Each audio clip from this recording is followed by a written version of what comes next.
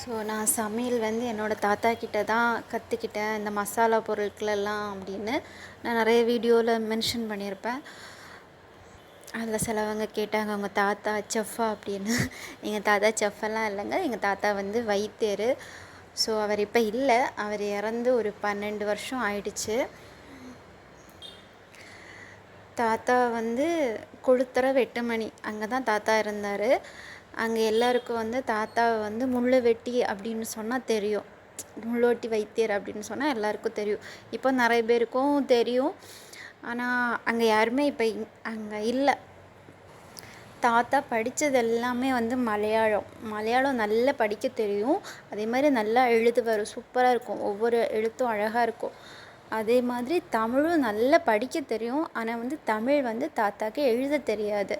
அதனால் என்ன பண்ணுவாருன்னா, நாங்கள் வீட்டுக்கு வரும்போதும் சரி, எங்கள் ஹாஸ்டலுக்கு எங்களை பார்க்க வரும்போதும் சரி என்ன பண்ணுவாருன்னா சொல்லுவார், மக்களை எனக்கு கொஞ்சம் மருந்து சாமாக்கா எழுதி தருவியா? 4 மணிக்கு ஒரு கடையில் வெயிட் பண்ணி இருக்கிறதுக்கு சீட்டை கொடுத்துட்டு போனால் அவன் எடுத்து வச்சுக்குவான். தாத்தா மற்ற மருந்தெல்லாம் இப்போ பொற்றைக்கு போய் மருந்தொக்க பறிச்சிட்டு வருவேன் இல்லை அப்படின்னு சொல்லி எங்ககிட்ட மருந்து எழுதி வாங்குவார். எல்லாம் கடுகுலேருந்து எல்லா மருந்து அவர் சொல்ல சொல்ல, நாட்டு மருந்தாக இருந்தாலும் சரி எல்லாமே உட்காந்து எழுதி தருவோம்.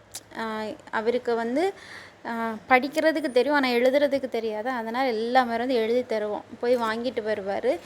வீட்டில் இருந்தோன்னா வாங்கிட்டு வந்த மருந்தெல்லாம் பிரித்து வச்சு சொல்லி தருவார். இதுதான் பட்டை, லவங்கம், ஜாதிக்காய் அப்படின்னு சொல்லி எல்லா இதுவும் சொல்லி தருவார்.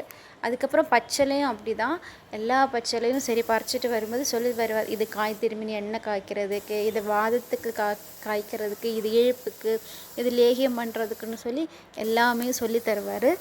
அதுக்கப்புறம் என்ன பண்ணுவோன்னா, அவருக்கு எண்ணெய் காய்க்கணுன்னா அந்த ஒரு நாள் ஆகும். இப்போ காய்கறி மீன் எண்ணெய் காய்க்கணுன்னா ஒரு நாள் ஃபுல்லாகும். அப்போ வந்து மருந்து இடிக்கிறதுக்கு, அந்த மசாலா எல்லாம் இடிக்கிறதுக்கு வந்து தாத்தா கூட ஹெல்ப் பண்ணுவோம். எண்ணெய் காய்க்க உட்காரும்போது என்ன பண்ணுவாருன்னா, அடுப்பில் வந்து இந்த மரக்கட்டையெல்லாம் போட்டு கொடுத்துட்ருப்போம், அவர் காய்ப்பார். காய்க்கும் போது சொல்லுவார், இதுக்கு வந்து 3லேருந்து 4 பருவம் இருக்குது அப்படின்னு சொல்லி அந்த ஒவ்வொரு பருவத்தும் எண்ணெய் காய்ச்சி அந்த ஒவ்வொரு பருவம் வரும்போது காமிச்சு தருவார். இதுதான் இது 2வது பருவம், 3வது பருவம்னு ஒவ்வொரு பருவத்தையும் காய்ப்பார். ஆனால் வந்து ஒரு 6 மணிக்கூர் சுற்றி இருக்கிற வேலையெல்லாம் பார்ப்பார். கடைசி அந்த எண்ணெய் காய்க்கிற நேரம் வரும்போது அடுப்புக்கிட்ட வந்து உட்காந்துருவார். இந்த ஏன் தாத்தா போய் படு, நாங்கள் பார்த்துக்குறோம் அப்படின்னா, இல்லை இத்தனை நேரம் செஞ்ச காரியம் இந்த கடைசி நிமிஷத்தில் தான் இருக்குது, இல்லைங்க காரியம் கெட்டு போயிடும் அப்படின்னு சொல்லிட்டு கடைசி இதை வந்து பக்கத்தில் உட்காந்து பதம் பார்த்து அந்த எண்ணெயை இறக்கி வச்சு எல்லாம் வடித்து முடிக்கிற வரைக்கும் இருப்பார். அதே மாதிரி இன்னொரு பெரிய விஷயம் என்னென்னா, அவர் வந்து விடிய காத்தால 4 மணிக்கு மேலே தூங்கி நாங்கள் பார்த்ததே இல்லை. 4 மணிக்கு கரெக்டாக எழுந்திரிச்சு ஒரு சாக்கு எடுத்து முதுகில் போட்டுட்டு கிளம்பி போயிடுவார். அந்த சாக்கில் எப்படி ஒரு 50 கிலோ வெயிட்டு தேரும். ஸோ அந்த அளவுக்கு காலைல 4 மணிக்கே போயிடுவார். போய் மருந்தெல்லாம் பறிச்சிட்டு வருவார். கிளம்பும்போது என்ன பண்ணுவாருன்னா, பாட்டியை எழுப்பாட்டி காசு கொடுத்துட்டு போவார். பிள்ளைய பட்டினிக்கு போடாத, எதைங்களும் வாங்கி கொடு அப்படின்னு சொல்லி கொடுத்துட்டு போவார். நாங்கள் உறங்கும்போதும் எங்களை எழுப்பாட்டி தூக்கப்பையில் காசு கொடுத்துட்டு போவார், எது வேணுமோ வாங்கிக்கோங்க அப்படின்னு. அது மாதிரி போயிட்டு ஒரு 11 மணி 11:30 மணி இந்த டைமில் தான் வருவார்.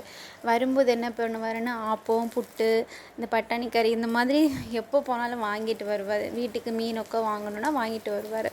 ஸோ பாட்டிக்கிட்டேயும் காசு கொடுத்துன்னு போவார், எங்களுக்கும் கொடுப்பாரு, அவரும் வாங்கிட்டு வருவார். அது மாதிரி எங்கே போயிட்டு வந்தாலும் வெறுங்கையோடு வரவே மாட்டார். எதைங்களும் பண்டம் எல்லாம் வாங்கிட்டு தான் வருவார். என்ன வேணும்னு இது வாங்கிட்டு வாங்க தாத்தா அப்படின்னு சொல்கிறதுக்கு இடமே அவர்கிட்ட இருக்காது. பாட்டியும் அப்படி தான், எங்கே போனாலும் வாங்கிட்டு வருவாங்க. இப்போ வீட்டை விட்டு வெளியில் கூட்டிகிட்டு போனாலும் கைக்குள்ளே கையை பிடிச்சி தான் கூட்டிகிட்டு போகுமே தவிர, நான் முன்னாடி போகிறேன் என் பின்னாடி வா, இல்லை முன்னை விட்டு பின்ன அப்படின்னு எல்லாம் நான் போனதே இல்லை.